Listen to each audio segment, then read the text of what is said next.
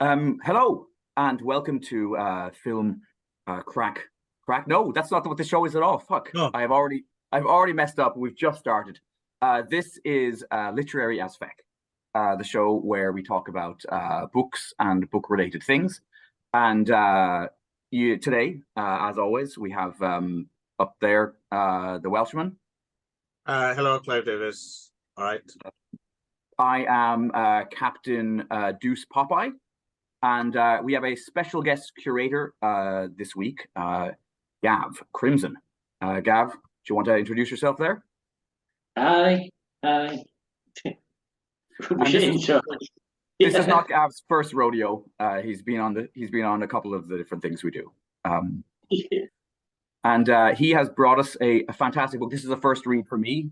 Is it for you, Clive, or have you read this before? Oh no, it's actually a book I've read numerous times. But that book is Sleazoid. I can't even speak tonight. What the fuck? Sleazoid Express. So maybe we'll let Gav kick us off and explain why you chose the book, and maybe give us a bit of background about our authors here. Well, this sort of book has its origins in a newsletter. So Sleazoid Express began as a newsletter in 1980, and then over time the page count increased and sort of transformed into one of the earliest exploitation film themes on the block. I mean, I was of the generation that experienced the original Sleazoid Express firsthand, but it was something you'd sort of read about in a lot of the themes and books that came after it were influenced by it.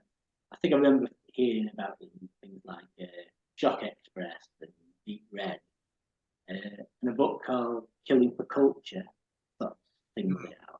So I sort of built up this reputation of Sleazoid Express being like the ultimate themes were covered, 42nd Street and sleazy films that played there. So I built up this mythology about the man behind the theme, Bill Landis, who was this fanatical devotee of exploitation cinema with a sort of fearless devotion to seek out these films in the most dangerous places imaginable. Yeah, there's a part in this book where he talks about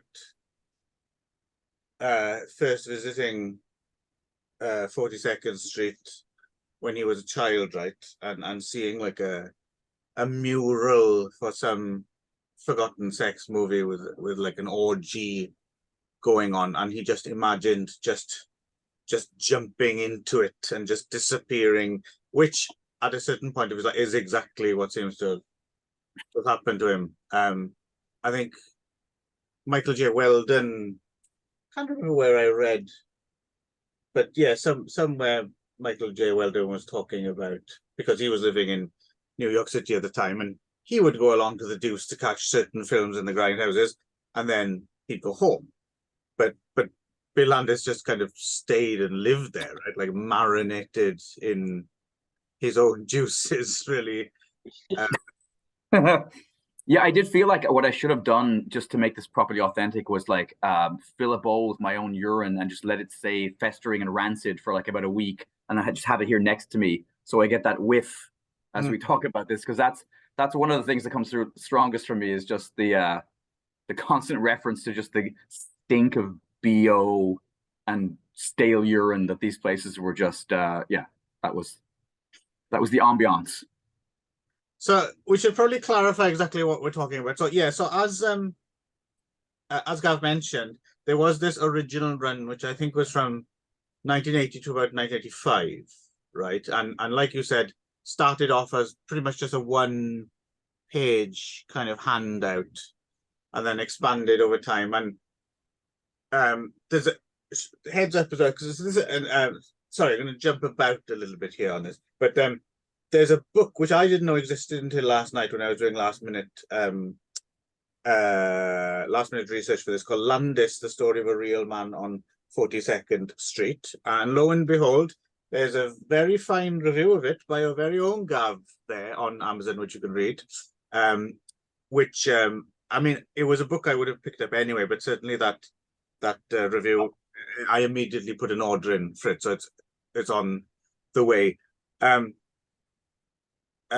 Yeah, but as you mentioned in your review, if you look at the very, very early Sleazoids, it's like you said, it's very unfair to compare them to the writings of today, because now you have entire books and you know, about even monographs about like Joel M. Reed or Andy Milligan and stuff like that, right? So if you just go back and look at his original reviews, that it's a little bit unfair to compare them to what we have now. But as the zine progressed and got a lot more personal, and you got a lot more about Landis's and more context, right? Like where they were watching these films, how they were watching these films, which crazy street people accosted them in the middle.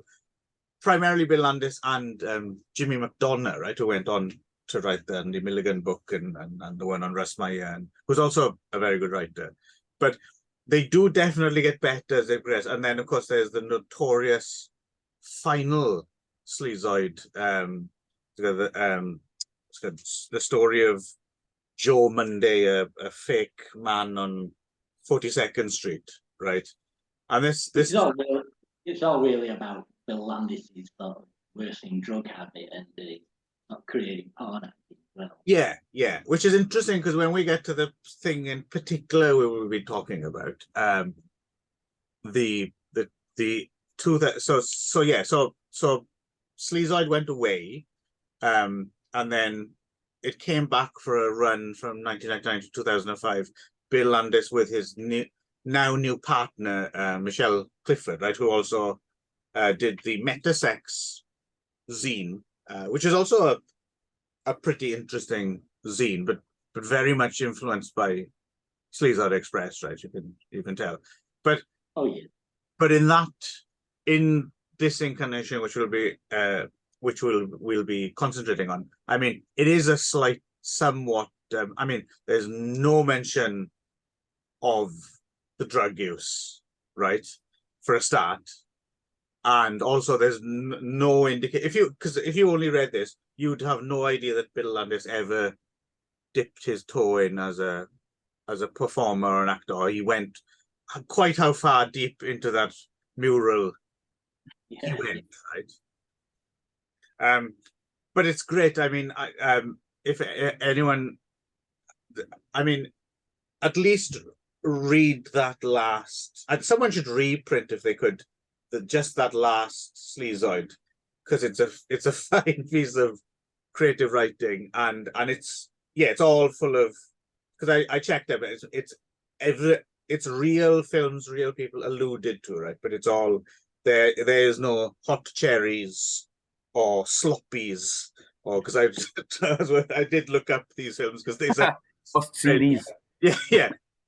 But it's great. But the stories in there are great. I particularly enjoyed. It opens with the two almost identical fat big black men called the mad shitters, who like to go into these theaters and leave their mark like everywhere.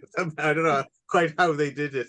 It reminded recently, last summer, I think someone was terrorizing the subways of Tokyo by taking these massive dumps in various stations around the city. I don't know if they ever caught him. They seem to have stopped now, but and I was never lucky enough to come across his handiwork.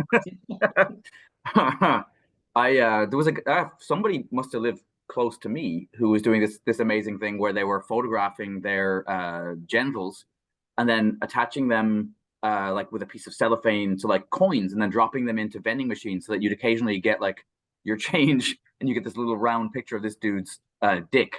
And I remember being like, that was an interesting way of exposing yourself to people without ever being there, unless he was like hanging around the corner maybe, waiting to see somebody pick out the coin and be like, what's this? That might be the case, because I get a feeling these people need to return to the scene of the crime, and you need the reaction. Right. But I kept it anyway. I was like, yeah, this is great. That's one for the collection. Did you go out and buy a sticker book? trade with other people.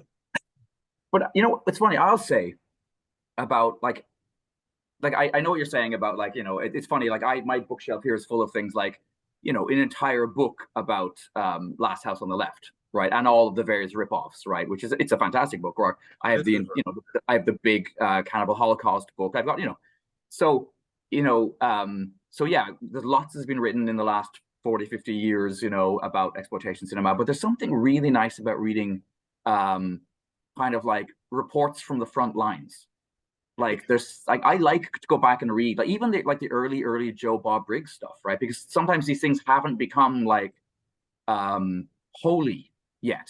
You know what I mean? Like that, like sometimes the longer something exists, the more like, so it was funny to sometimes go back and read reviews written in the moment at drive-ins, at grindhouses, you know. Yeah, and sometimes you'll get a different aspect or a different angle on it than maybe 25 years later when, you know, the people who were writing are primarily fans. But yeah, anyway. But yeah, so I haven't read them, but I'd be interested myself to go back and read those early mimeographed Sleazoids.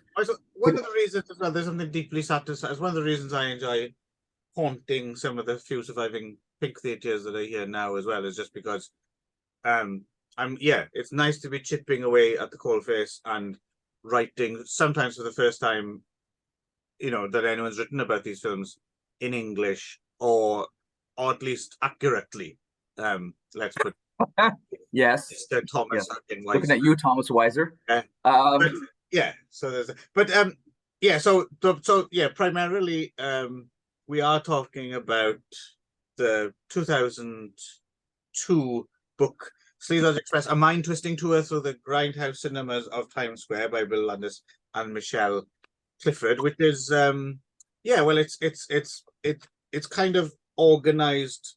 Each chapter more or less concentrates on a theater, right, and the personality of that theater, and it tries to approach it in that way, which sometimes they get a little bit caught up in it. It's a little contrived now and again. It doesn't quite work, but for the most part it's actually quite a ingenious way to get around it. So so Gav as well, we probably should mention before we jump in here, you were you had correspondence briefly with the late Landis? Yeah, mainly by email. I mean, if I could live my life over again, I'd probably try and get to know Bill a lot more than I did. I mean, I was kind of like in awe of him, probably. And I don't know, he was able to sort of express himself in his writing. I didn't really necessarily feel I should, you know, I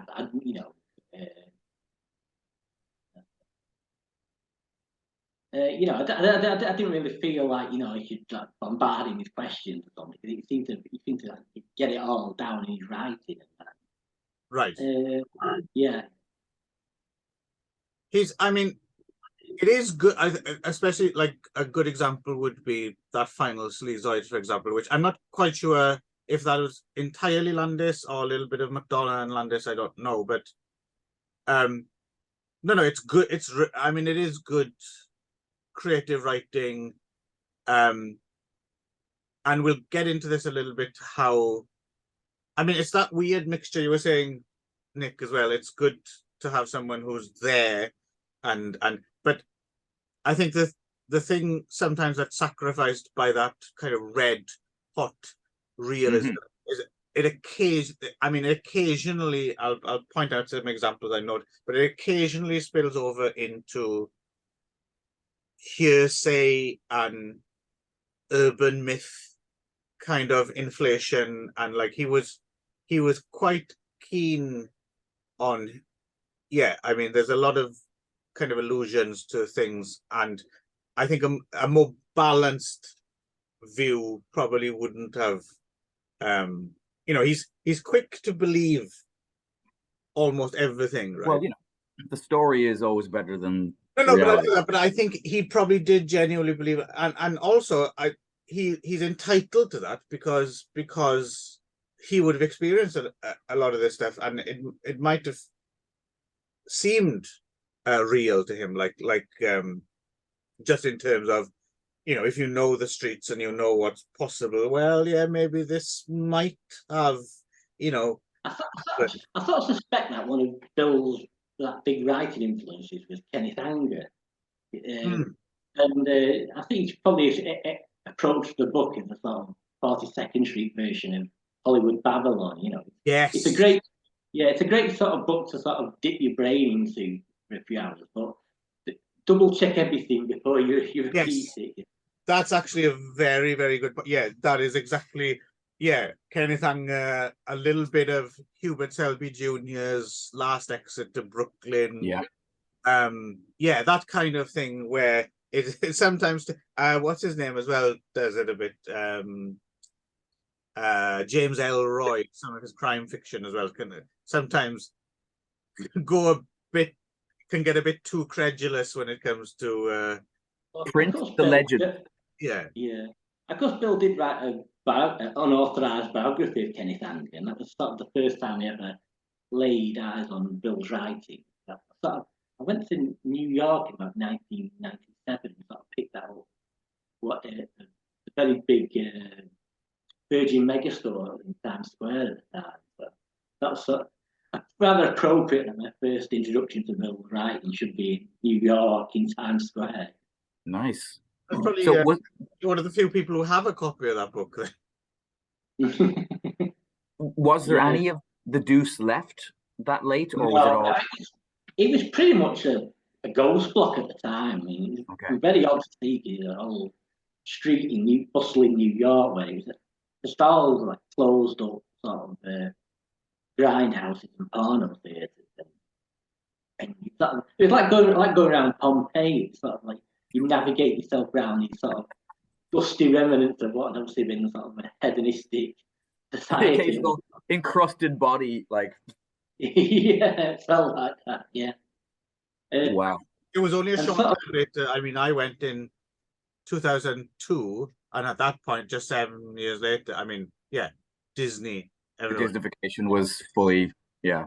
Up the keys. Well, it's sort of that weird period that Bill refers to slightly in this book, where it did allow lots of like local poets to put up their sort of gibberish on the marquees of these closed down theatres. Ah, yes. Yes, yeah. Truthism or whatever it was called.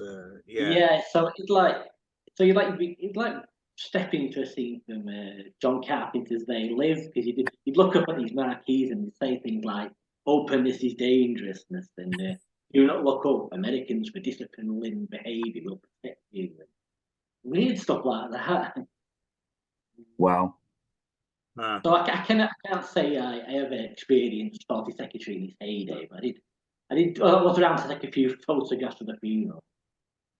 It's one of those things that I'll have to admit, I suspect a lot of people do have not the rose coloured, the shit stained glasses on as well. I suspect if you would have actually gone 42nd Street, obviously things would have happened now and again, but I think in people's memories, probably people have amplified it to make it seem as if it was this non-stop, exciting orgy of just, an endless roller coaster. But I suspect a lot of the time hanging out on the Deuce was probably just boring and a little bit dangerous and annoying, and but every now and again there'd be one great night that would make it worthwhile, or Well, I think the book does sort of represent the sort of creme de la creme of the sort of films that Bill discovered on 42nd Street. Yeah, whereas exactly. if you go back to the original zine, you can sort of see all the sort of crap he had to wade through to get to these films. Yeah. This is lots of like very much a love letter to the Deuce, isn't it? This book version. Yeah. All the But best. there's like, I mean, when Sleazoid expressed it around, there was obviously lots of like generic slasher films, like Porky's, rip-offs, teen sex comedies that they had to wade through to get to the sort of films that we did here. Yeah, I mean, there's even a photo, the famous photo of Bill Landis and Jimmy McDonough lining up to get into some theatre. But and you look at the marquee, and it's, you know, they're queuing up to see Superman 2 or something like that. It's like so actually, now that you mentioned it, was it not? Was it? So we watched. It was Morrissey's film, right? The Deuce, the one about like the male hustlers and the kid who ODs in. yes, 40 Deuce, yeah. 40 Deuce, yeah. Because it really does a good job of making the place seem like as scummy, like the whole. I think they filmed in the Port Authority bus station toilets part of the film, right? And it really is as bad as it's described here. And so yeah, I don't know. I don't have that hard a time suspending my disbelief that I think it would have been sketchy as hell. I mean, just maybe to like very briefly tell you. So I had a friend who had we lived together for a couple of years, and he had gotten really into kind of Selby and Bukowski and just generally. He introduced me to a lot of actually the Eurotrash cinema that became an obsession for me later on. But he was like, I want to go have an adventure, so I'm going to go over to Vancouver, and I'm going to go down to their scummiest kind of area where basically all of the junkies and stuff hang out, and I'm going to go and go to one of the places that he basically was like coin operated, like, you know, little video screens, and then you pumped your quarters in and you get to watch hardcore pornography. And he was a good looking guy in his early 20s. So he goes in, and immediately he's just swarmed by older gay men who are like, cannot believe their luck that this 21, 22-year-old college student has wandered into their neck of the woods. And he ends up forcing his way into one of these cubicles, closes the door, has to put his foot against it while these guys are hammering on the outside, demanding to suck his cock. And I was like, holy, I'm not going to give this person's name, but anyway, I was like, dude, like, and he was like, oh yeah, no, I totally went for it. It was hard to get it up, but I was committed to having the experience. And he said the screen was just caked. It was like, you could barely see the image. And I was like, wow. So yeah, and that was like, that's 2000, like 1999, around then. And that's Vancouver. So I can only imagine how much more Sodom and Gomorrah that 42nd Street was in 1982, right?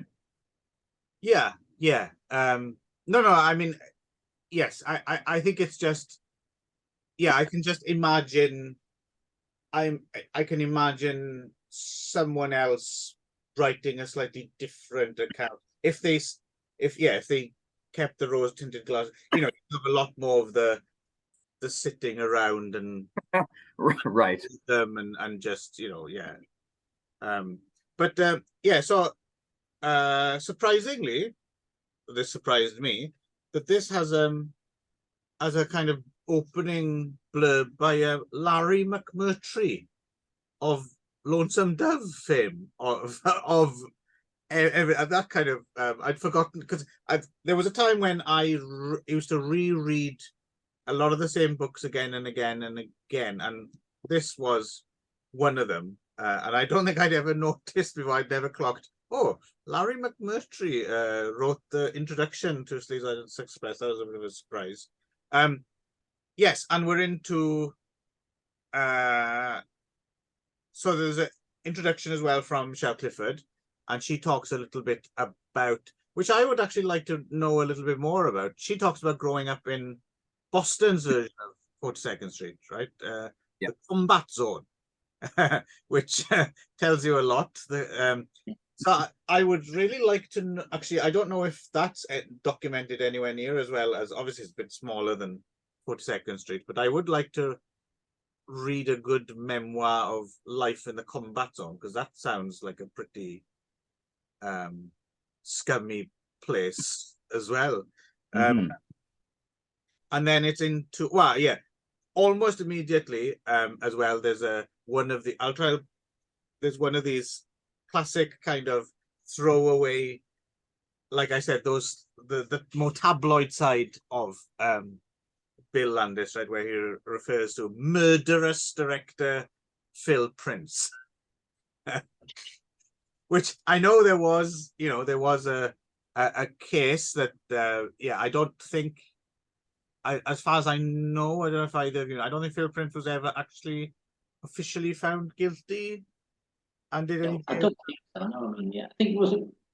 I think Bill tried to imply he killed his wife or something, but Yes. then I think those people in the Rialto report found Phil Prince, and he puts forward a fairly convincing case that he didn't kill his wife, and then Yeah.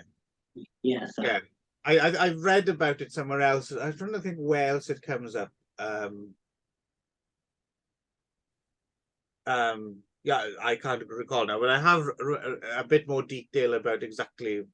It might be in it might be in Jimmy McDonald's Andy Milligan book, actually, because there's a bit of a, when we get to the William Mishkin, there's a bit of a potted kind of, other distributors and filmmakers around. But yeah, but it's just one of those things. It's classic Bill Landis. He just throws it out there, and I suppose that's what I mean when I talk about you have to be a little salt. Yeah, like exactly like Gav was saying, in the same way as you would approach Hollywood Babylon, right? Which is immensely entertaining. Oh yeah. But you might not want to take it as gospel, right? And because as far as I know, even real classic examples, like as far as I know, I don't think Fatty Arbuckle was actually found definitely 100% guilty. No, but his career was wrecked, for sure. But yeah, so I have to say that this first little chapter about the Olga films, I haven't seen any of these. That's all new to me. Mention that it's the Cameo Theatre, right? The Cameo Theatre. Yeah, the Olgas, the early SM iconic, which are all great fun. I don't know if you've watched them, Gav. Are you a fan of the Olga? I've seen all. Yeah, there's 3 of them, isn't there? There's 3, and then there's that greatest hitsy one, right? Yeah, I think there's clips from the other ones. There's 3 with the original actress, and then there's a sort of unofficial one that was made by the same people, but this dance hall girl. And then I think there's another one called Madame Ogler's Parlor Girls. Massage Power. That's lost. That one, so yeah. Yeah. No, but they're all kind of fun. Okay, recommended. Okay, good. Oh, definitely White Slaves of Chinatown, Olga's Girls, and Olga's House of Shame. And if you watch all 3 of them, you will hear Night on Bald Mountain more than is recommended by doctors. Yes, I think so. Like every few seconds, like,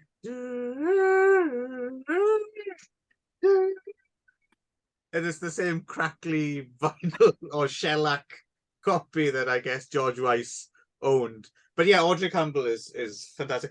What interested me about this as well, and this is the flip side of where sometimes Bill Landis's tabloid approach can you be a bit wary of it, but on the other side, he really, you can tell he's immersed and he knows his stuff. So a detail that I really liked about this was back in those days when this stuff was a lot more hard to come by, like George Weiss, when he was retired and stuff, like these fans would still track him down, right? Like looking for still. Oh, the bit I liked was when he said like looking for stills or just to talk about it.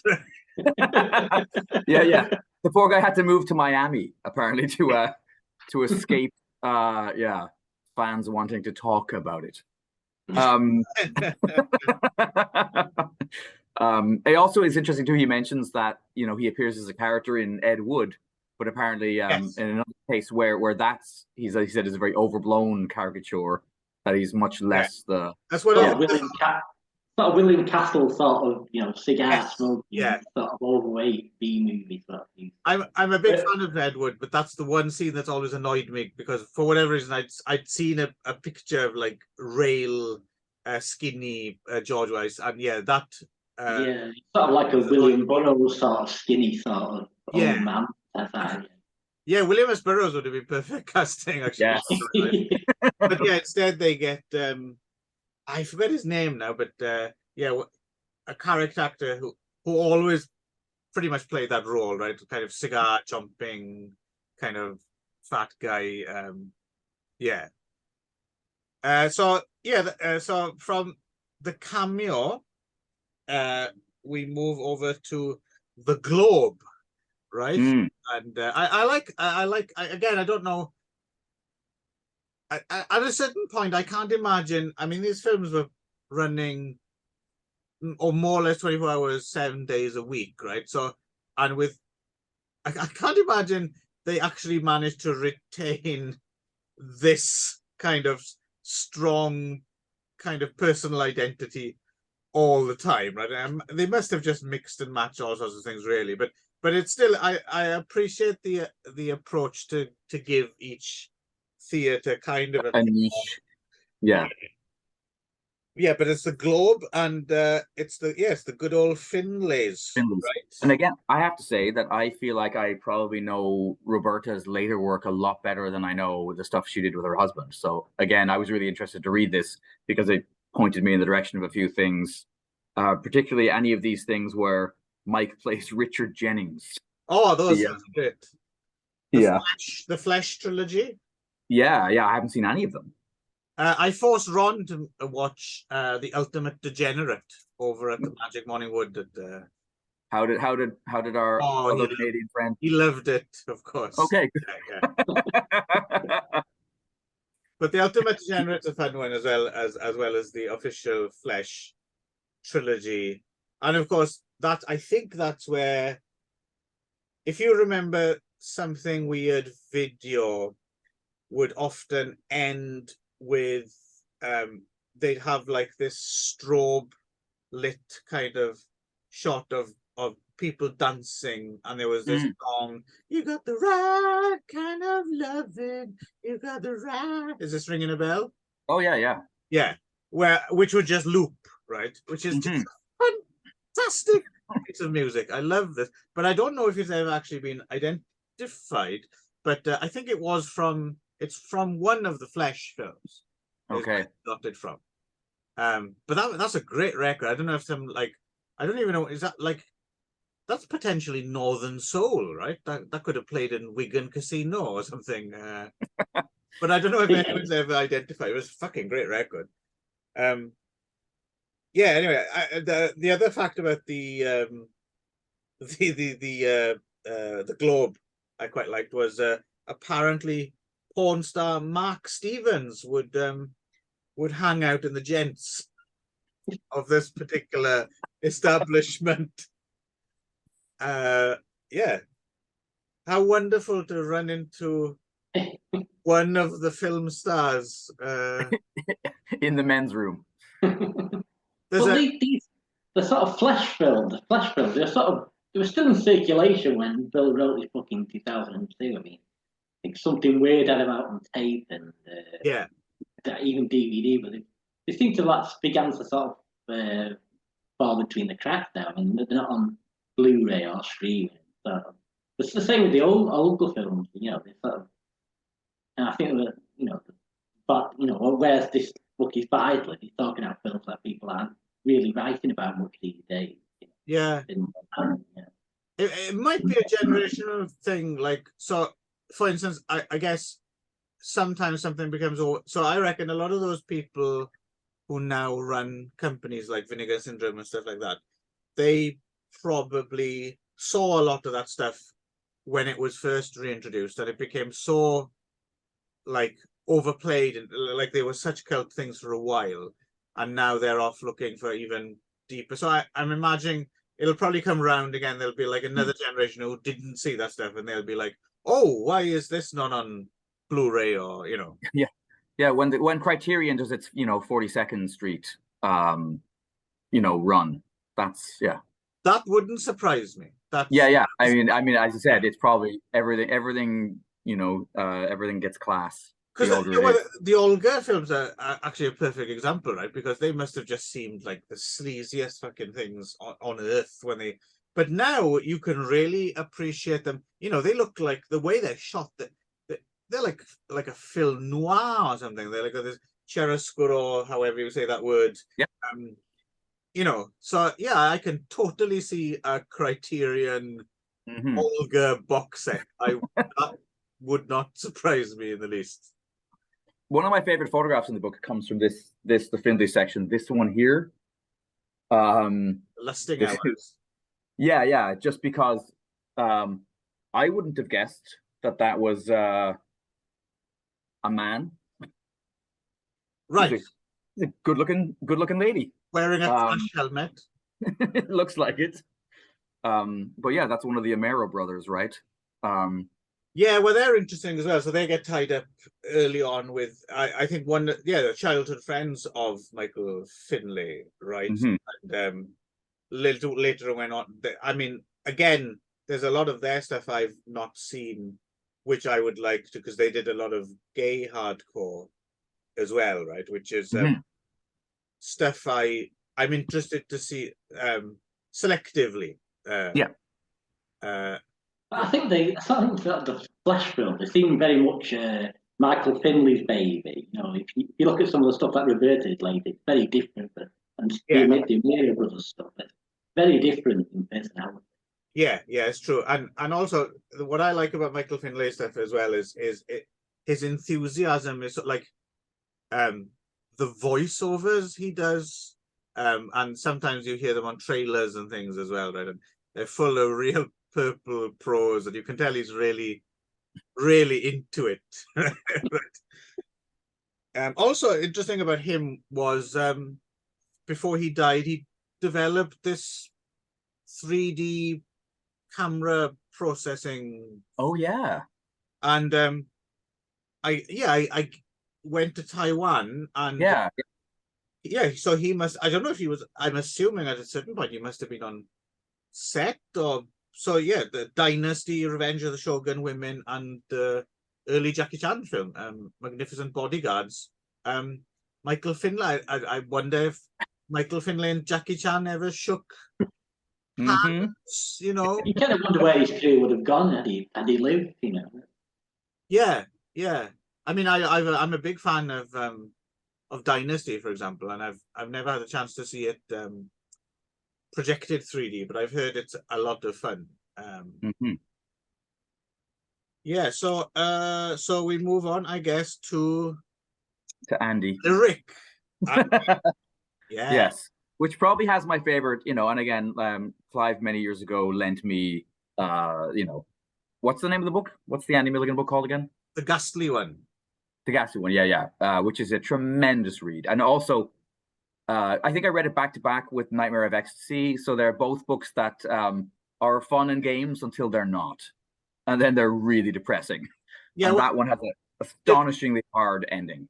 Jimmy McDonough, of course, was writing for Sleazoid Express, but it's interesting. Yeah, clearly, Jimmy McDonough had he was clearly under Bill Landis's influence, and then when you get to the Ghastly One, it's him, it being Rudolph Gray to a certain extent, and then since then, I think he's kind of found more his own voice again, right?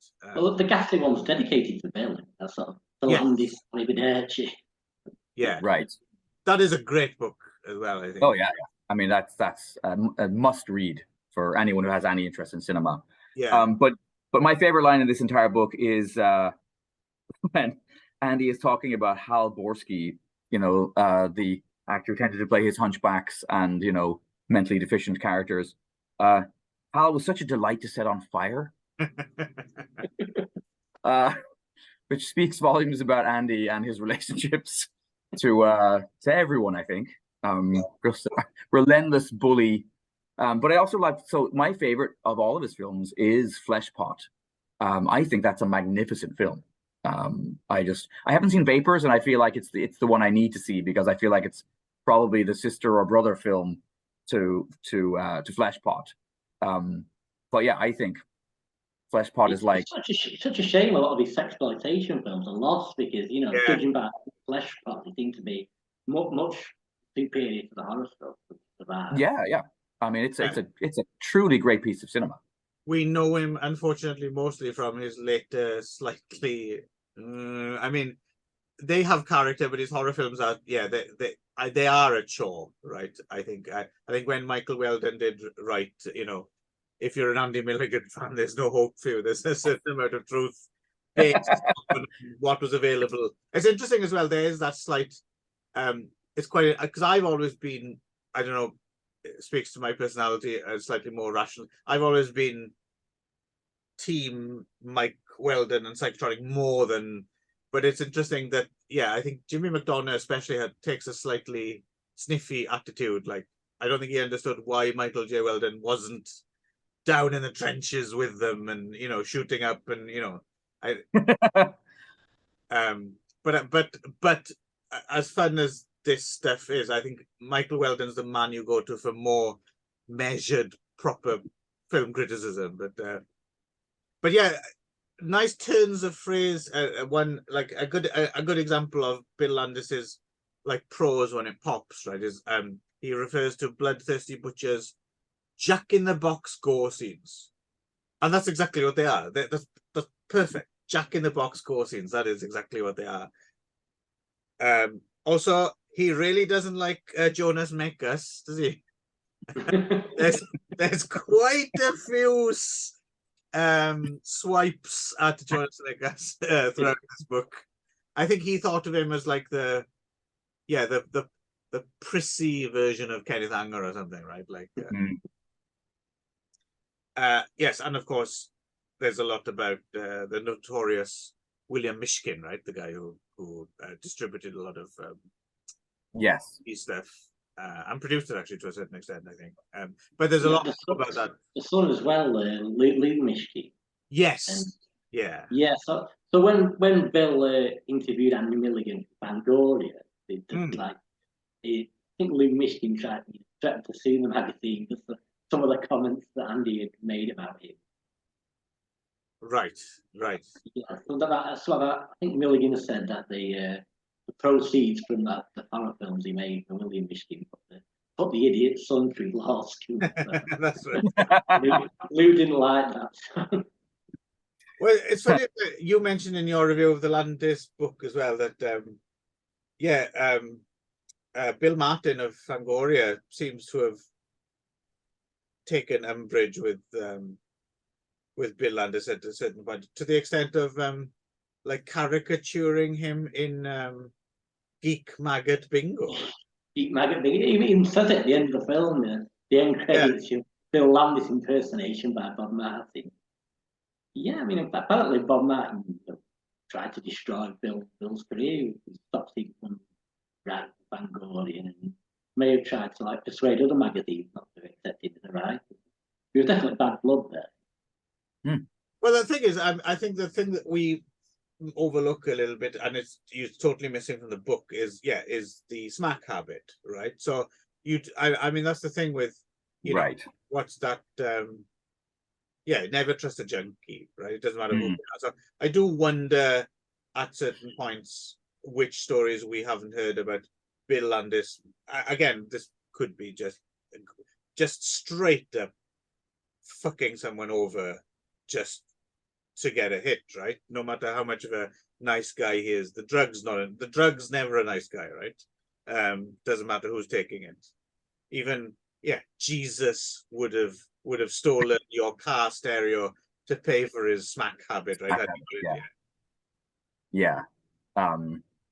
I always think about it, I've always liked, the novelist Donald Goines, but I would never have wanted him in my house. Because that's the thing. That's the thing. You never turn your back on the drug, right? It doesn't matter. The person just becomes a vehicle at a certain point, right? There are rumours that what caused the problem between Bill Landis and Bob Martin was that Bill wanted to write about gay porn in Fangoria. Right.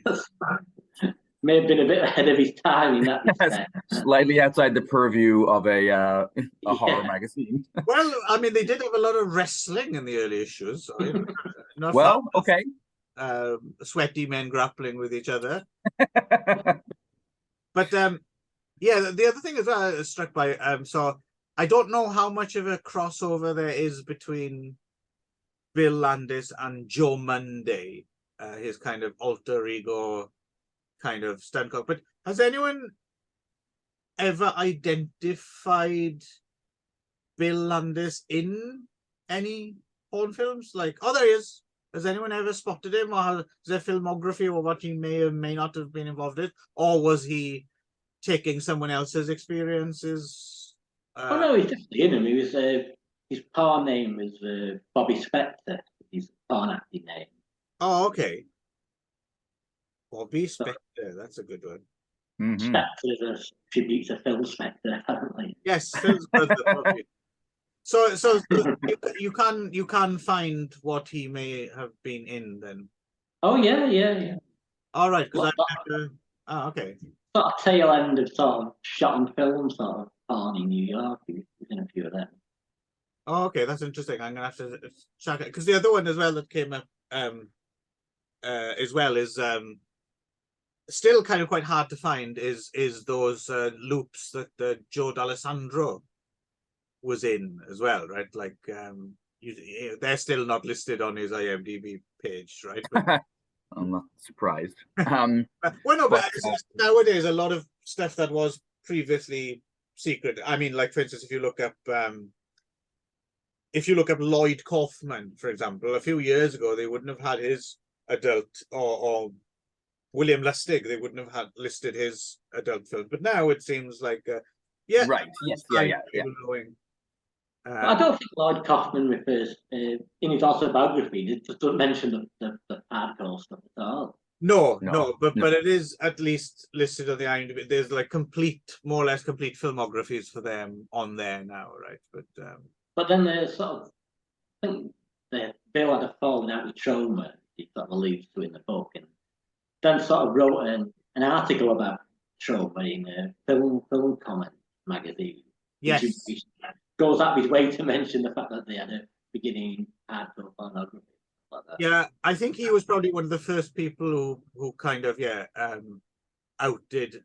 Oddly enough, before they started showing it themselves in their own documentaries, quite what an on-set monster Lloyd Kaufman. Mercenary, also just mercenary. I my own very limited experience with them was the absolutely lowball nothing offer they gave my friend for Meat Market, and he was like, I think I'd rather just not have your name attached to it if it's going to be if I'm not going to see anything back.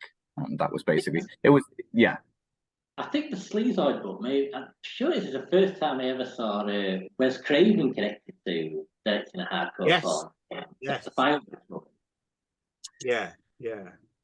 I think that may have been a scoop of Bill's because I previous to that I had no knowledge that Wes Craven directed hardcore. Yeah, there's more as well. Obviously, I think still waiting to come out. And I suppose the further away we get from it, and it becomes slightly more acceptable, or people on, because I mean, Bill Lustig's a good example of someone who's actually done commentaries for his own old porn films now, right? Of course, it helps that his old porn films are actually quite good. So, but he did do. I think he did do. Again, he's not hiding it or anything, but he did do at least camera work on some gay hardcore as well, right? Which I don't know has ever come out. They're called Headmaster or something like that. Or great title. yeah, that sounds like the title of a Judas Priest album. But no, I'm pretty sure I did know about Wes because I think it's alluded or it's just talked directly about in the Last House on the Left book I've got. But he said, it may have been first in Sleazoid, but I'm pretty sure. I believe that. I haven't seen it, but in the latest Scream movie, there's even like a sort of Easter egg reference to Fireworks. Yeah, because there's a scene. Apparently, there's a scene outside a late night convenience store called Abe's Snake, which is a reference to the pseudonym Craven used to direct Fireworks from Abe's Snake. Okay. Well, Gav, you've done the impossible. You've actually made me want to see the new. What is that? Scream 6 or something? Is it? I wouldn't have bothered, but yeah, thank you and fuck you, Gav. I'm glad you watch Scream 6. So onwards to, I suppose one of the more, I mean, again, it's a fun chapter. They talk about interesting films, but one of the chapters that seems a little bit like less plausible as an identity for this is the Anko and the gender twist, right? So I Right. suppose they talk about the Christian Jorgensen story and Glenn O'Glenda and other. But again, I mean, it's a fun little chapter. I've never seen Sex and Violence before. Have you guys seen it? No, but we will be because, yes. So, perfect. Companion piece to this, we will be putting out a special one-off Yakisini Soba, which we haven't recorded yet, where we will have chosen a film each from the pages of Sleazoid to watch and discuss. So keep an eye out for that. And Sex and Violence is one of them. Then I'd forgotten which yes we had. Yeah. Okay, perfect. Because it's one of those. It's one of the few films in, like, I haven't seen everything. I mean, I'm going through it again. I made a list of, I need to catch up. I've never seen Masters of Discipline, Love Slaves, all sorts of things I haven't seen. So I made a long list. But at least most of the stuff I'd kind of heard of. But before or since, I don't think I've ever read about this Sex and Violence film. I haven't seen it until we sort of sent it research. But no, I've vaguely heard about it, but it's not an easy film to see at all. No, and he gives it like quite a bit of space in the book as well. So so that's why it was it'll be my pick for when we get to watching okay, perfect. Triple Bill. We have to think of a theater name for our yes.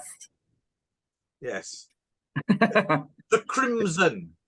Yes. So on to the Empire, race relations at the Empire. Yes. This is a fun. Speaking of things on my list, I really do need to see Man Friday with Richard Harris. And that sounds. It's better as an anecdote than it is to actually watch the whole thing. Oh, you watched it, have you? Yeah. Okay. Yeah, I suspected that might be the case, but I still wouldn't mind giving it a go. But so some fascinating stuff in here, including Poor White Trash and I Hate Your Guts, and of course Mandingo, which is just it's still to me one of those like mind-boggling major release films to have ever been. Yeah. Like that's not some fly-by-night little. That's a major studio release. That is so exploitational. It's just I've never seen it actually. All right. Oh yeah. Definitely give it a go because it's I mean it's one of those ones. It's really difficult to explain because you're watching it and you feel deep down there's something wrong about this, but also at the same time it's also kind of an empowering story. And you can't quite tell why it's dodgy, but it just is. You just feel it in your bones. And of course, Susan George, isn't it? So yes. What more reason would you need? And of course, I suppose the jewel in the crown of this chapter is Fight for Your Life. The notorious Fight for Your Life, right? I mean, I love the anecdote about some black guy getting up in his seat and like, okay, all you goddamn white people get out of here now. Yes. Must have been very uncomfortable viewing for black people in the audience. Yeah. I mean, William Sanderson really going for it, right?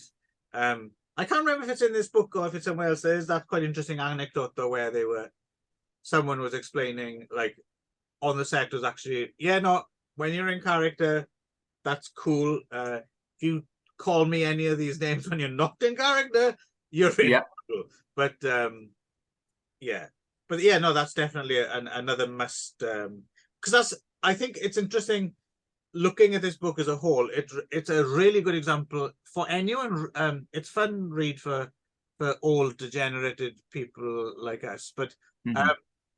it's also a pretty good primer if you were just kind of getting into this.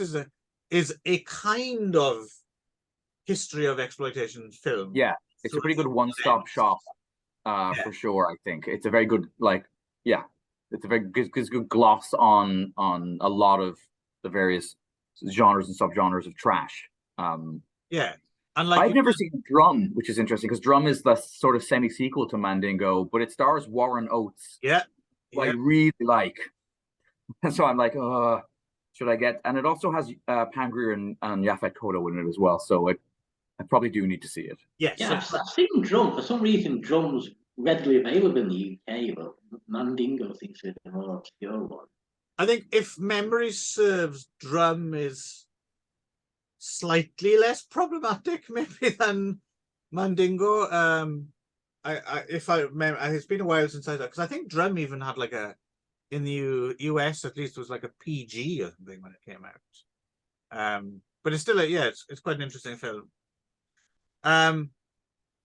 So it's the Rialto next, blood horror, as Bill Landis calls gore, I guess. Oh, we did skip over the Black Gestapo, which I do remember watching for some reason many years ago on like a dodgy VHS, like one of the ones that like wasn't even recorded like SP, it was like EP, so like it had like the tape was like that thin, and like oh yeah, a gust of wind would come up and the tape would just blow away. Yes, yeah. But I remember being surprised because like one of the leads was like somebody off of like the American sitcom Night Court, and I was like, it was a whole other vision into where his career had started. But anyway, yes, sorry. Skip on to no. Anything I miss out, please okay. feel free to jump in. I don't want to dominate here. So yeah, the Rialto. Of course, we start with Blood Feast and H.G. Lewis. Another good example of, again, when Bill Landis' exuberant style slightly gets away from him. He does share an anecdote about John Waters watching Blood Feast through binoculars from a tree or something as a child. And I was thinking, no, John Waters was already an adult by the time Blood Feast. I think he actually went to a drive-in to see it, right? So yeah, Landis's memory not quite remembering properly there, but and yeah, you've got Corpse Grinders, I Drink Your Blood, one of my favorites. I love, and reminded me as well. So there's David E. Durston made Manhole, right? Gay porn film. Was it 3D? Am I remembering that wrong? 3D, yeah, with Zebedee Colt, Jamie Gillis, yeah, a few other people. So this is the one that was pulled because, so again, I think he got this slightly wrong. Someone was in, well, he says it's in Escape from Alcatraz, right? Someone, but it's not. Yeah, but I think several online sources are claiming now that it stars someone called Deveren Buckwalter. Yes, and he's the enforcer, yeah. Yes, exactly, yeah. So I think he was remembering that a little bit wrong. Because I watched The Enforcer again not that long ago, and he's actually quite a good villain in that. But yeah, so I haven't seen Manhole, so I can't confirm if that's him. But no, but I don't know. Since this book has come out, there's like some newspaper adverts for Manhole. I've researched that and a review of the film when it came out. So it must have. I think it must have been released. I don't know. Yeah, again, I think the hyperbole or the getting away from him a little bit. Yeah, I think it must have been released. Although it is quite hard to find now. I can take a look in the usual places and see if I can scour up a copy. Yeah, I did manage. I always enjoy me some Jamie Gillis and Zebedee. I did manage to find a copy of Boy Napped, the other Durston gay. If either of you are interested, but Manhole reminds. Yeah. I have it on this USB port. A USB stick. Headless Eyes. gets a lot of love. It's interesting, actually. We're talking. I've never seen that. Taking earlier, another one we've done on the. I forced her on to watch for the septic shock road trip. I like hearing. Stephen Thrower has a good take on Headless Eyes. It must be in its Nightmare USA book as well, but he's on the this actually. Oh, it's handy. The second of the Video Nasties Definitive Guide. Okay. Talking about and he brings up again talking about Landis jumping into that mural. He has a nice the way he talks about Headless Eyes is it's kind of shot around 42nd Street, and he talks about like he trying to imagine like going to see Headless Eyes in the theater and then coming out and just basically entering the world that you've just seen on screen. Right. But years ago, I'm sure I read that Bill Lustig was involved with the Headless Eyes on a sort of minor sort of capacity. Is that right? Possibly. I mean, it's not on his credits on the IMDb or something like that, but like a sort of production assistant or something like that. Well, he was about. I'm wondering if it might be a little bit too early because it's 71. Is that not quite? Because I know he was on sets early, but I don't know if he was. Because when did he? Because yeah, I don't know. Because he would have been very, very young at that point. I suppose he could have been on a run now or something. I thought other interesting Headless Eyes story. When Bill wrote the book about Kenneth Anger, like Anger tried to stop the publication of the book, and Bill started getting like cease and desist letters from some sort of cult organisation, I think called OTO something. Oh, okay. And, so their attorney, the guy called Chandler Warren, who according to Bill is the same Chandler Warren who was one of the producers of Headless Eyes. Ah, okay. Because the other producer is Henri Pachard, right? Which is porn guy. Yeah, which is interesting because I suppose some people have made the case that Headless Eyes might be more of his film than it is Kent, son of Jason Bateman's, because the next thing he does is that totally radically different kind of mainstream film. I've forgotten what it was he did now.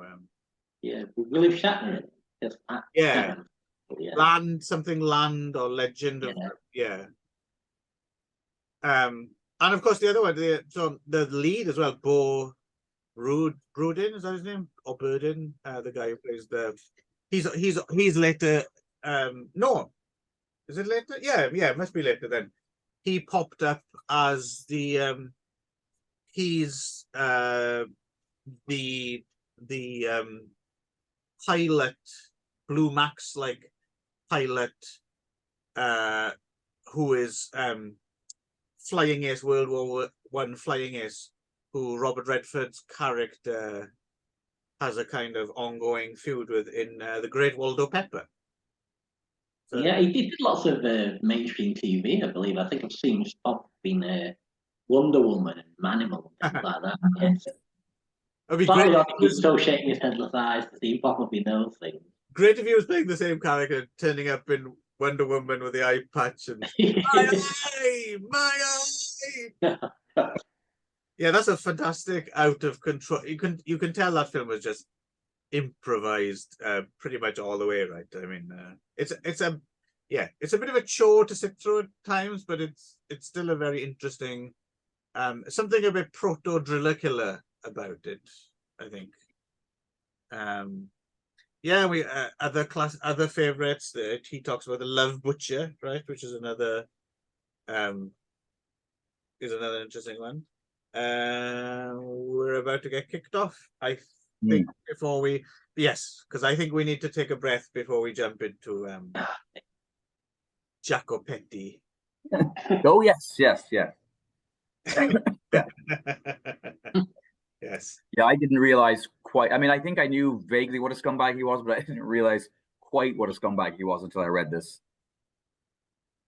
Yeah, I mean, again, you mentioned Killing for Culture earlier, Gav. Yeah. Again, for more on Jacopetti, the fantastic Killing for Culture book, and the Godfathers of Mondo doc as well. Interim, while we're waiting for Nick to turn up here, I did find Bill Landis's Bobby Spector filmography over at IMDb. Some Return to Alpha Blue is one of the ones, the sequel. Damiano one. And Throat, 12 years after, one of the Deep Throat sequels. I've seen one of them. It's like Feck's Crimes 2087 or something like that. The title, I don't know. Yeah, there's about 35 credits here altogether. Yeah, it'll be interesting to see some of these and see if you can spot them. Yeah. I think in that way he plays a character who ends up having sex with his aunt or something. Oh, really? But, yeah. So we're already recording, Nick. Yep. Yeah, just yeah, I was just I looked at Bobby Spector in the interim. Okay. Yeah. So right, now here we go. Mondo. The Times Square Theatre. Yes. Mondo, and specifically Jacopetti, right? Joel, how do you say his first name? Let me look here. I notice neither of you is jumping in. Nope. No. Yes, my Italian's probably not that good. And, And John Jacopetti. John Jacopetti, yeah, and Fred Prosperi, I think. Yes, that one's fairly easy. It's very good, I think. But yeah. No, this is a fantastic. And again, this is this is Hollywood Babylon territory again, isn't it? Yeah, pretty much paints Jacopetti as a globe-trotting paedophile, really. Yes, misanthropist. Yeah, just absolute scum bucket, it seems. The book's wonderfully libelous at times, isn't it? But, yeah. As far as I'm aware, though, he's never hit with any sort of legal action by anybody. No, but I suppose the 60s and 70s were a different time. I mean, a lot of people got away with a lot of stuff that I think they wouldn't get away with now. But also helps.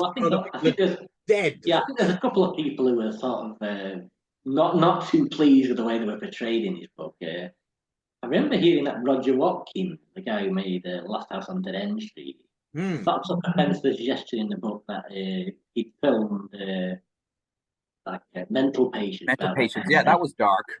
If it was true. Yeah. So I think he took offence to that and said it wasn't true. But as far as I'm aware, he never took legal action.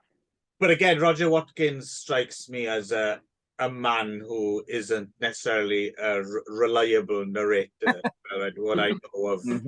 Again, actually, someone I need to see more of his porn, actually, because what I have seen, I mean, he was actually a pretty good porn filmmaker, and I mean, not to the potent extent of Last House on Dead End Street, which we'll get to, but there's definitely a lot of that darkness in a lot of the hardcore stuff that he did. I think he's definitely one of the more interesting hardcore directors. But Jacopetti, so before we get, so it's quite interesting. I quite like the back and forth. I quite like the so you have obviously you got your Mondo Canes and Mondo Pazzo, and then there's the story. I didn't know this story. Belinda Lee, the actress who died in the that was something I'd forgotten. Yep, that was new to me. Echo and Sadismo and all the committees. It was quite interesting to see them laid out in this kind of trying to top one another kind of chronological fashion. But of course, I mean, you later had things as Mondo Magic, and I guess Faces of Death is a bit of an epochal one as Shot in Asia. But Farewell, Uncle Tom. I mean, yep. I'm assuming you've both seen Farewell, Uncle Tom. Yeah, Survived farewell, Uncle Tom. yeah, no, that Farewell Uncle Tom. Yeah, no, that makes Mandingo seem like Spike Lee approved, right? Compared Yeah. to Farewell Uncle Tom is fucking insane on so many levels. I feel like I feel like that was one of the things that was banned in Canada. That was Be like surprised. absolutely like when I saw it, it was a gray market dupe that a friend of mine had smuggled over the border or whatever. Yeah, it was definitely, it had the feeling of when I was watching it of like I shouldn't have this. Like that the government could be knocking at my door for this being in my possession. Yeah. Yeah, I think I got my copy from Shocking Videos, I think, back. I mean, actually, it'd be interesting. I've never thought about this. What would be the legal status of, I mean, I'm assuming this, you probably still, can you see this in the UK? Don't know if it's available over here. I suppose you could see it, but And if there's a, it's banned in Italy, right, where it was made. But is there a Blu-ray of this? I don't know. There was definitely a DVD, but I don't know if it's a. I mean, it would be fascinating if you were to go back and like try and track down some of the people who were in it, and if they have any memories of. So exactly how well were you treated, or because oh no, Farewell Uncle Tom is properly off the hook. Yeah, I mean, if you've never seen Farewell Uncle Tom, I mean, on the one hand, I don't know if I want to recommend it. Yeah, I don't know that that's a good idea. Yeah. However, it is a viewing experience and a half. It's kind of like, I don't know. It's kind of like I think there's a time in your life, and it's probably when you're in your early 20s and you've also, you've just watched Cannibal Holocaust and you're like wondering what else is there out there? That's going to make me feel this uncomfortable and queasy, and then somebody goes, "Oh, so well made." That's the production values are so high. I know. Yeah, it's incredible. It's almost as if like it's almost as if Werner Herzog co-directed something with Ruggero Deodato and Leni Riefenstahl or something like that. It's like there's nothing else quite like Farewell Uncle Tom. And to be fair, I mean, fair play to Bill Landis for probably being one of the first people to just unapologetically, well, just to talk about it at all. Yeah. Yeah. One wonders how many people went to see this in the theater and then just kind of we'll just forget about that. I suspect it probably wasn't something he saw until like the video era, rather than something he'd seen on 42nd Street. Yeah, I don't know if it played, because the thing is, you're talking as well, and some of these theaters predominantly. But this is the one that Pauline Kael went to see. That's something that just blows my mind, is that she was like, "Ooh, I'm going to go down to the Deuce, and what's this? Farewell Uncle Tom. I'm going to watch this." And apparently, she wrote about it. So she's probably one of the only actual film critics. Still waiting for the David Fincher biopic, in which she argues about who actually wrote Farewell Uncle Tom based on the Pauline Kael review. But considering this was playing to, it would have played to predominantly Black audiences.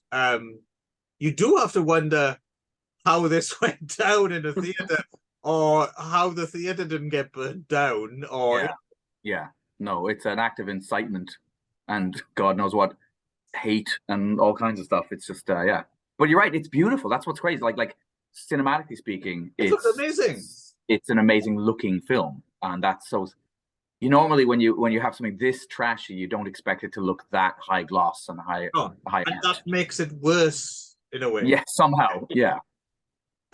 Also made me want to rewatch, because I think I've only ever seen a very bad quality, lacking subtitle version of the last film they made, Mondo Candido, right? I don't know if either. Right. I don't think I've never seen that. Yeah. I remember it being really like full of, again, really well made and full of like amazing imagery, but it's not really a Mondo. It's kind of it's more of a fictional piece, but Yeah. with a lot of Mondo in there. And I don't know if that's something that's more easily available now. If there's a subtitled, I'm sure someone at least has made fan subs for it. But no, I'd like to see Mondo Candido again. Okay, probably best to step away from that real quickly. We'll say though, so like Prosperi's in like, because he, obviously they drifted apart at some point, right? But Yes. he's somebody who's like ended up doing other stuff that I kind of like. But is he also the one that like now like I feel like I can't find it, but there's a part where they say like somebody tried to look him up and then he claimed to not be that Franco Prosperi. Right. It's like, no. Even though it sounds like he probably was. Right. Wild Beast is very good though. I enjoyed that one. Wild Beast, remember that? Yeah. See, I love Wild Beast. That thing's mad. That's the zoo animals drink PCP in the water supply film. Yes. Yeah. That thing's great. Yes, or no. Apparently, there is a Franco Prosperi who breeds and sells Maltese dogs and refuses to acknowledge. Yes. No, I have never met this Papa Doc Duvalier. I have never been. I know not of what you speak. And then we're into Lena Romay's Talking Asshole. Well, here we go. I'm thinking this is probably Nick's favorite chapter. I would have thought Liberty and Cinerama, the Eurosleaze. Yes.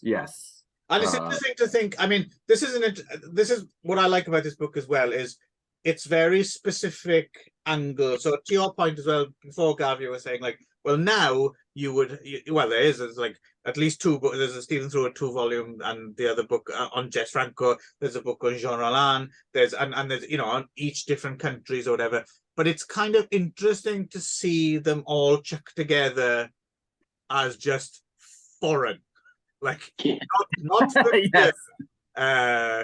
Kinky Europeans taking things up a notch.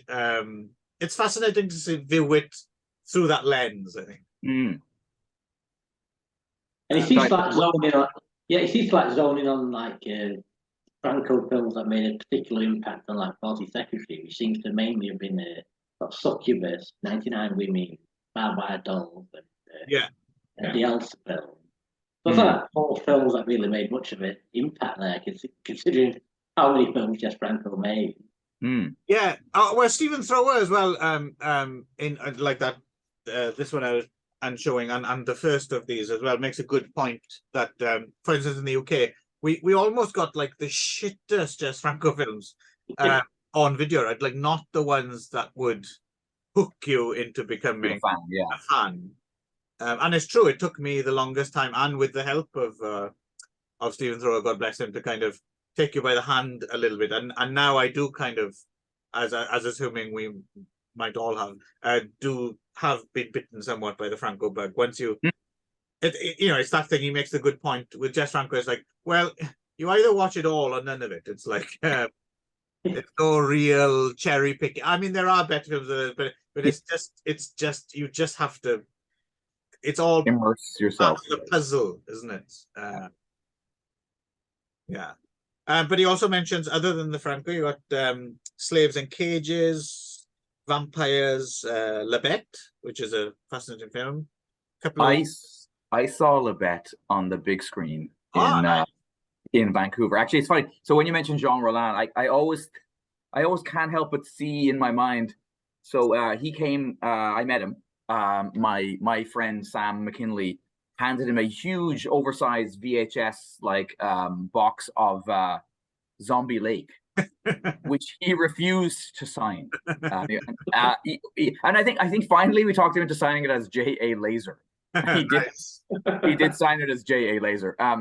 But anyway, he was quite ill, I think, later in life, and so he, in order to come to Canada and do the Cinéma Film Festival, he had to send one of his turds in the mail from France to the person who was organizing the thing, so she could take it to a doctor to have it analyzed to make sure. I don't know. The whole thing was just amazing. I was like, this is awesome. Didn't he have some sort of diabetes he had or something? Yes, I think it was. Yeah, it was quite serious diabetes. But I don't know why he had to have a stool sample Sent. Anyway, yeah, that's so that was a couple of years of really enjoyable film festivals. That's where I also hung out with Butgerite, who turned out to be, yeah, much more Aryan looking than I would have imagined.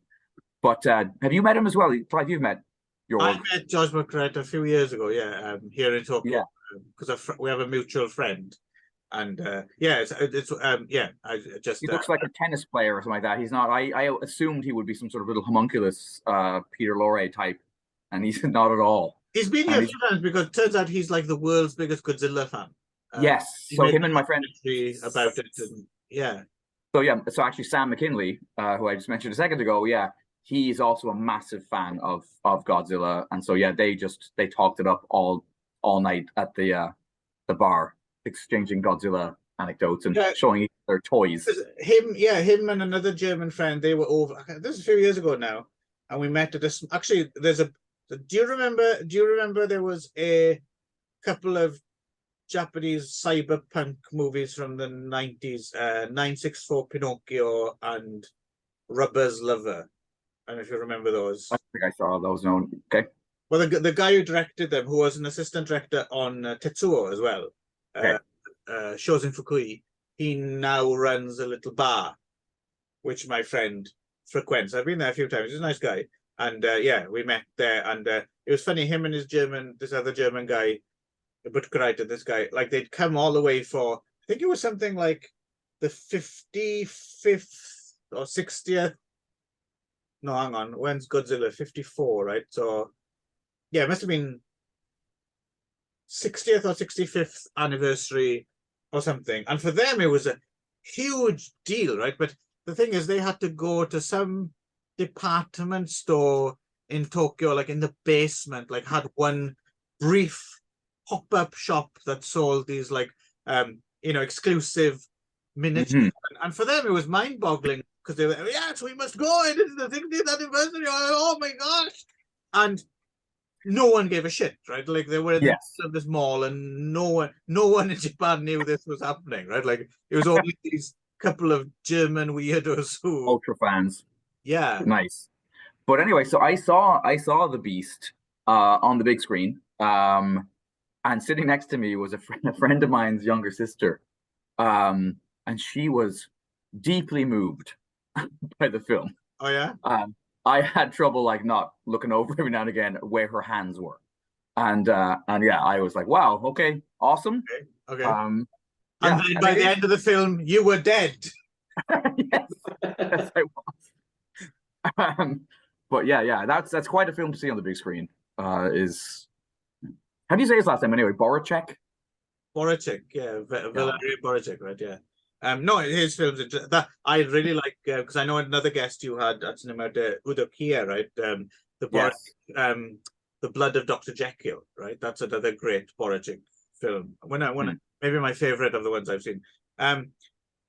Another one I think Bill Landis deserves credit for probably being one of the first people to write about it. Being 20.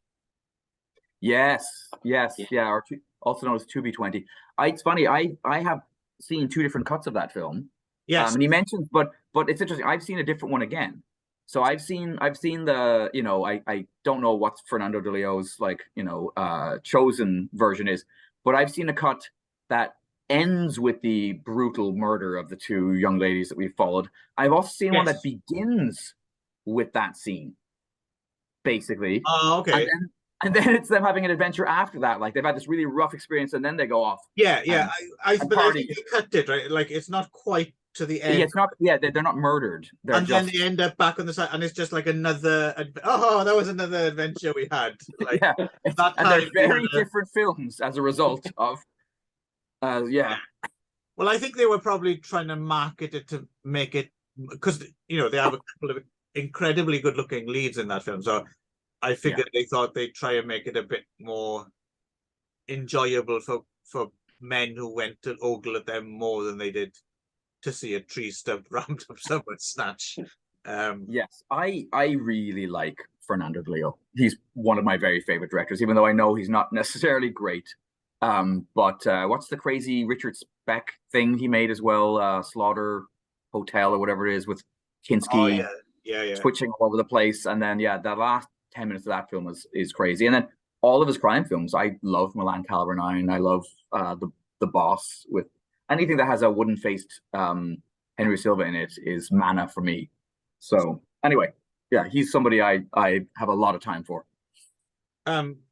Speaking of Euro sleeves, you know where the picture on the front of the book comes from? Yes. Isn't that one of the Carol Baker Umberto Is Lenzi? it Giallo? I think No, it's actually from a Whirlpool Jose Lanas film. yes, that's what it is. It isn't covered at all in the book. I guess Bill just thought he fit the tone. Yeah, I suppose if you think about it, because of the bra, it's like it's representative, but you could still stock it in bookstores, I guess. Would be my guess. But yeah, for years I thought that must have been like from a Finley Ruffy or something like that. But no, you're quite right. It's like the one quadrant of the Whirlpool poster, isn't it? Going like that. Yeah. No, you're right. You're absolutely. Now that you say it, I can see it. Other classics mentioned: Pieces, House on the Edge of the Park, and so this interested me a great deal. Again, seeing it through the lens of 42nd Street. What's kind of fascinating to me is because now obviously we know about Man from Deep River and then Cannibal Holocaust and then so what's interesting to me is in the Sleazoid world, so Cannibal Ferox opens before Cannibal Holocaust by a few years. I was interested in that too, yeah. And clearly he hasn't quite figured it out, right? So it's interesting that he thinks of Holocaust as a Ferox ripoff rather than the other way. Yes, I thought that was weird as well. Ferox seems to have made a much bigger impact on 42nd Street than Holocaust did. Yeah. Well, in some ways, I find it the more fun of the two films because I know it still has some of the problematic animal stuff, but not as relentlessly as Holocaust does. And it's got John Morgan in it, and I love John Morgan. I'm wondering what print of Holocaust would have even played 42nd Street. I'm guessing it probably would have been a little bit cut because it's always been trimmed here and there over the years, right? So yeah, it might not quite have been as impactful as well, I don't know. Cannibal Holocaust is pretty full on any way you look at it. But I noticed that he doesn't mention what I think is pretty obvious about that film is that it is, although it's like I don't know, like using the tools of the thing you're criticizing, but basically it is like it's an anti-Mondo, right? Like it's basically the main characters are thinly veiled versions of Jacopetti and Prosperi, right? Right. But he doesn't make that through line in the book to be like, yeah, we're back here again, and now we have Italian directors, but doing it in such a way that they're no better, really. Yeah. But that said, I know I've mentioned this to you many times, Clive, and I have to make sure that I get, when we do all of the Lenzi films, I need to make sure I get the one with the commentary track, which is split between John Morgan and Umberto Lenzi, because I still think it is the single greatest DVD commentary ever made. Because they're recorded separately, and they cut them together so that every time Lenzi says something, John Morgan immediately contradicts what he's just said. And you've got Lenzi doing all of this great stuff, like, we had the real snakes, and they were the real cannibals, and then immediately John Morgan's like, no, there were a bunch of like Ramones-looking guys that we found, like in just in Staten Island. Yeah, basically, and it goes back and forth. It's just such a wonderful commentary. So it makes the movie far more fun to have that to go with it. So anyway. I tell you what, Nick, it makes me just wonder who the real cannibals are. Yes. So anyway, female rough trade at the Harris is the chapter. We got interesting selection again. The Ginger films, which Gav, because I asked everyone to compile like a list of 3 just in case we. Ginger was on your short list, wasn't it? Yeah, good old Ginger trilogy. Another series of film that sort of was around during the DVD period, but hasn't made it over to Blu-ray or stream. Yeah, I don't know if there's HD copies of those, but there certainly aren't for the sequels. I don't think Abductors and Girls Are for Loving. But that's a fun trilogy for sure. Yeah, I I think have seen the them. guy who directed those ended up sort of one of the producers on those High School Musical films. Oh, is that right? Don Awesome. Yeah, Skane or whatever. goes from ginger to that. Fantastic. Also, another one he brings up, which is I've always rather enjoyed as well, is the Candy Snatchers. That's quite the film. What else? Dirty Dolls. Pets. Pets with Candice Rielson. I first saw that on German TV actually, a sort of German dub version of it. Which Really? I didn't know at the time. It had lots of like pornographic inserts into the German version. Like, Really? when I saw the English version, I was surprised at how all the explicit stuff was that I remembered from the German version wasn't there. But You were in Germany and saw it on cable or something? No, I used to be able to get like German TV over here in the UK via satellite. Yeah. Oh, so Pets turned up on your With like really explicit inserts, sort of, but not hardcore, but very strong softcore. And those aren't in any of the English language versions. Don't suppose you had your video recorder on for that? Yes. Interesting. I think the German title is Animal Woman. Oh, okay. Did you come across any other sorry, digression, but this is fascinating. Maybe we should do another show about this. Did you come across any other unique German versions of films? No, that was about it. Yeah, so I don't know if it was like made by the original filmmakers or just something the German distributor sliced into it. But so sometimes it looks like it could have been shot by the original filmmakers, but with like different people. Well, we talked about that when we talked about Derek Ford, didn't we? Gotcha. I suppose it could have been worse. It could have been turned into the Caviar Pets German series, which would have been something else altogether. Moving swiftly along. So Ilsa, let's get into something more sanguine and are you jumping ahead to are we in the same chapter? Is this Sorry? section?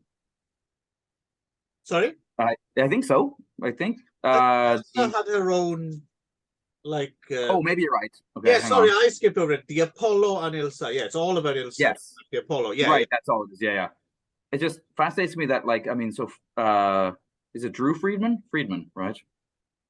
Yes. Yeah. Who produced the Herschel Gordon Lewis films. Friedman sounds like a fairly Jewish name to me. Not Drew Friedman. You're thinking of the cartoonist. The artist. Yeah. So somebody Friedman. Fuck, what's his name? David Friedman. Yes. It's fascinating to me that like somebody who's obviously of Jewish, heritage would have produced the Ilsa films. And just that whole thing of like that in the 60s and 70s that the Holocaust was something that you could just use in comedy or exploitation films, and then by the 90s it was like, probably for good reason, like, yeah, maybe we shouldn't be doing that, maybe, but like so much closer to it actually happening that it was just like, There's a fascinating documentary which you can find online now. Actually, I found it on YouTube the other day because I wanted to see it for years, called Stalags. Okay. Which is specifically about these soft core, set during the Holocaust sleaze paperbacks, which were massive hits in Israel during the 60s and 70s, and it's really, really, really interesting. So yeah, check out Stalags 2008. I think it's on YouTube. Okay. It might be on Vimeo or something, but I found it. It's a really, really, really interesting doc. Okay, so that may very much explain some of this. But Yes, yeah, it's kind of the but kind of isn't that psychosexual thing caught up in the whole traumatic kind of trying to sort through something which is beyond most anyone's scope of ability planning, to right? It's just yeah. you can't really deal with it, right? But was Don Edmonds Canadian? I have this funny feeling that there's like he's one of Canada's secret shames. Yeah, Is that the guy? Yeah. I think I don't know if he was, but he made Canadian films, right? So Yeah, I have a feeling that he is Canadian, and that's it's one of those things that Canada doesn't. Because there was this, you probably know about the tax shelter years in Canada, where basically if you put money into a film, you didn't have to pay tax on it. So a bunch of doctors and lawyers, people who had money to spare, would put it into films.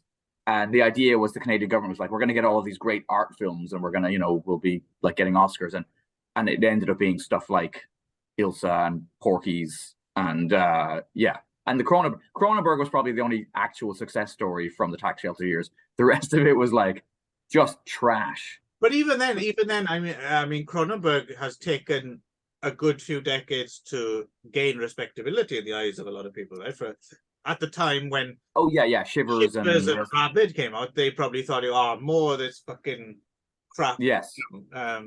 That's something I also wanted to say. That it's kind of this thread through the book that kind of it reminded me of this thing that's always fascinated me, is that line between pornography and mainstream cinema has always been more porous, I think, right? And so, because I'm just thinking about Rabid, right? Because Marilyn Chambers is in that, right? Yeah. Well, Robert Bola shows up in this, from Debbie Does Dallas, but also from Cannibal Holocaust, and Harry Reams is in everything for a while, right? Like he's in stuff that's he's in porn, but he's in not porn. And I feel like, do you think that's still the case? Do you Even think it's in Japan, right? To do that Harry and his geisha girls film. Yes, yeah. But do you think that still is true? Do you think that was something that was unique to the 70s, where you could have a foot in both camps and it didn't necessarily mean your career was, Well, I think porn's so slotted into our lives now in such an utilitarian fashion that it's no longer, because once upon a time that would have been a shocking, groundbreaking, cool thing to do, right?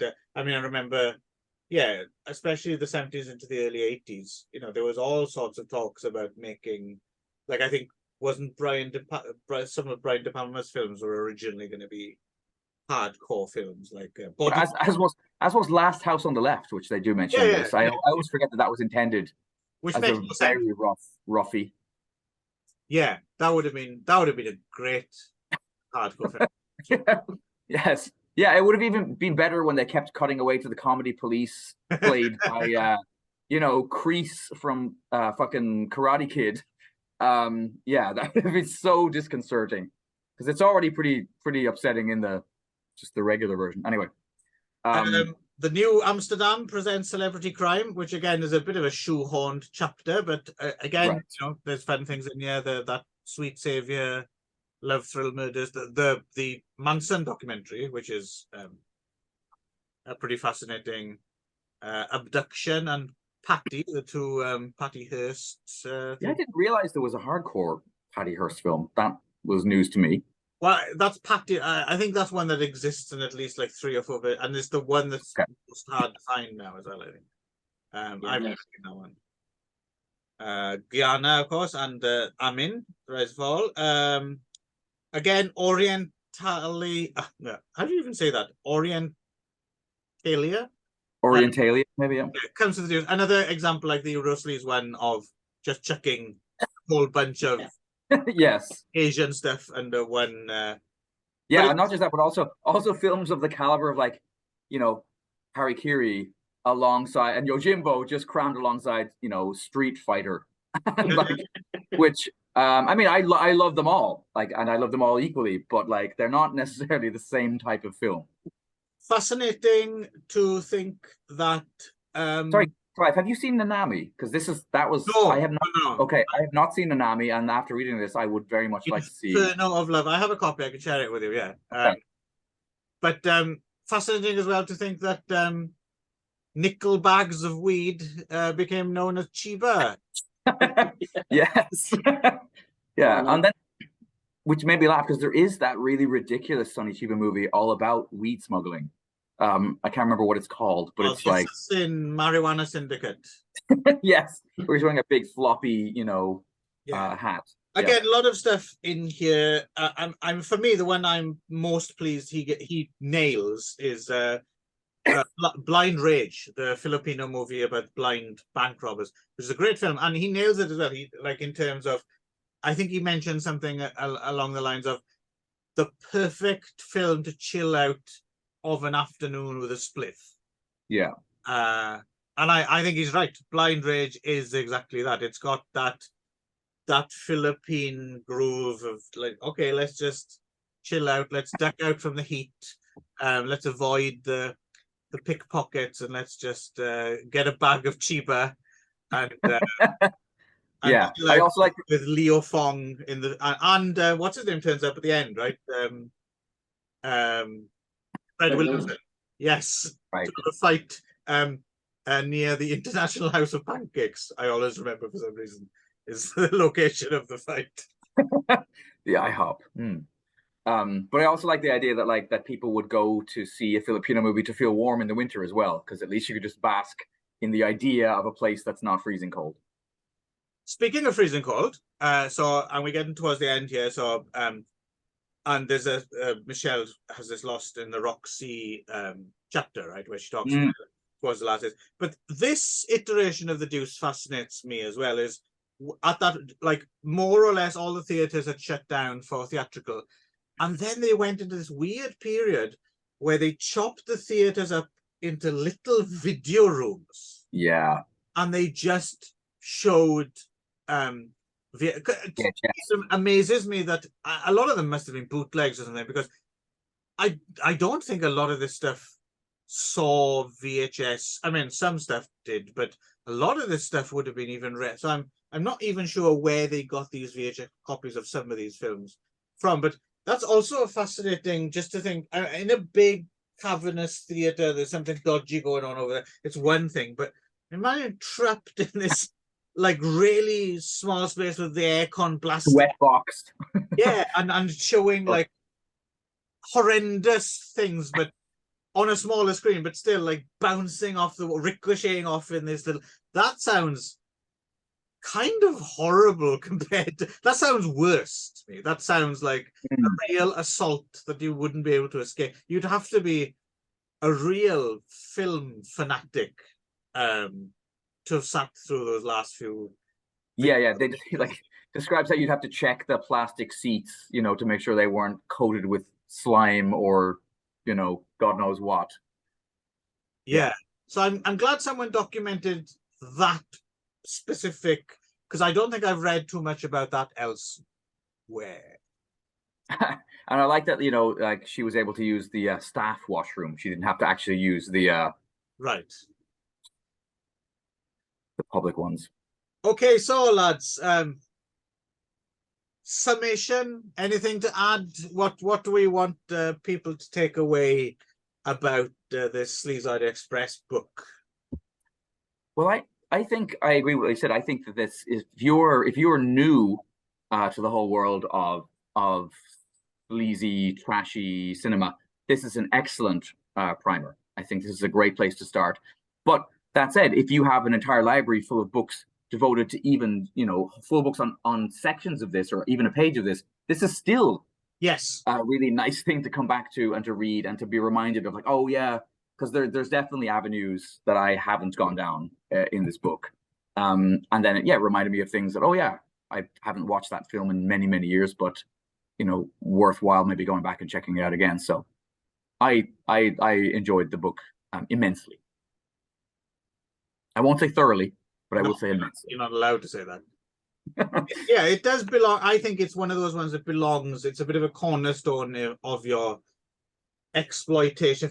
Like, it belongs next to the Psychotronic encyclopedias, and like we said, the Ghastly one, and that book on Al Adamson. And there's a whole bunch of really good books, I think, and there's other ones about which are, less kind of fun, but less essential. But this is definitely like definitely has to be part of it. If you don't have it, is it still? I'm guessing it's still in print. This is brand new. I was able to get this easily. Oh, really? So. Okay, because I bought this when it was new, so it's just like 20 years old or something. But Yeah, so much of Bill's writing is out of print. That's a frustrating thing. I mean, I think the anger book is anger book is out of print. The Sleazoid, the original Sleazoid in the 1990 version are pretty hard to find these days, unfortunately. Where would you place this, Gav? I mean, is this an essential part of the library, do you think? Oh yeah, I mean, I think it's far from the final word on the subject. I think it's the greatest introduction you're gonna get. Yeah, it's like I don't know, it's like being allowed to lick the spoon when your mom made a cake or something, right? It's like it's the good stuff. It also reminds me a bit of like there's I think Stephen King once had this quote about Richard Stark. Stephen King had a quote on a book. Yeah, I know. This is hard to believe. Yes. He only gave out 2 in his entire career, right, but one of them was to Richard Stark, who he said his books are like machines that read themselves. Yeah. And I found this to be the case with this. I sat down and it was like it was hard to stop reading. Like it would be like, oh, I have to go to sleep. I must put this down, but I never wanted to stop reading, and that's a sign of. Like I said, at one point I had very limited reading, and I would go over to the same things again and again, and again. I would hate to calculate how much time I spent in a bath while reading this book over the years. So, considering what a sleazy kind of world it represents, I was clean the whole time. Kind of ironic. Nice. Yeah. Okay then, so keep an eye out. We will be doing a spin-off Yaki Sydney Soba episode, and we will be doing Sex and Violence and Preacher Man and Black Jesus. Black Jesus, yeah. And I think if I may order this Bill Landis book as well, the other one, and maybe we'll kick that down the road a little bit, and we'll come back to this. Maybe we can hold off reading it. We should read it together because I'd like to talk about it. So we'll be reconvening at our theatre of choice, the Crimson, for that triple bill. Yes, indeed. Do check the seats before you sit down. Yes. Until then, thanks once again, Gav, for bringing something to us, a nice bit of curation. And always welcome back anytime, whatever show, the film craft, the trios, right? Yeah, all right then. Cheerio. Great to be here.